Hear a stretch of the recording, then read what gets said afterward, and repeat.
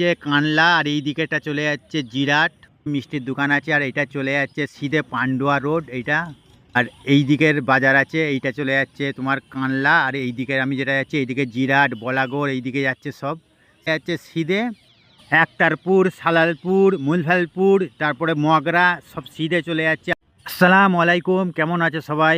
আলহামদুলিল্লাহ আমি ভালো আছি। এইটা হলো পান্ডুয়া যাচ্ছে রোডটা, আর এই দিকেটা যাচ্ছে জিরাট কানলা এই দিকে যাচ্ছে। আর এইটা যে আমি দাঁড়িয়ে আছি এইটা হলো, এটাকে ইনছুরা মোড় বলে। এই যে বিশাল বড় বাজার, একটা ফলের দোকান আছে বড়, আর এই দিকে বাজারটা পড়ে যাচ্ছে। আর এই দিকেরটা চলে যাচ্ছে কানলা, আর এই দিকেরটা চলে যাচ্ছে জিরাট। এইটা ইনছুরা বাজার, এখানে একটা মিষ্টির দোকান আছে, আর এইটা চলে যাচ্ছে সিধে পান্ডুয়া রোড এইটা।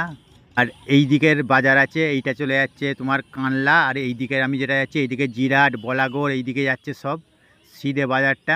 একটা বড়ই বাজার, এখানে সব রকম জিনিসই পাওয়া যায়। এখানে কাপড় জামা, তারপরে মিষ্টি, এখানে কলা বসেছে, এখানে সবজি বসেছে, চায়ের দোকান আছে এইদিকে। আর এইখানে একটা বড় মিষ্টির দোকান আছে, খুব নামি মিষ্টির দোকান এখানে। আমরা তো অনেকবার গেছি ওখানে মিষ্টি নিতে।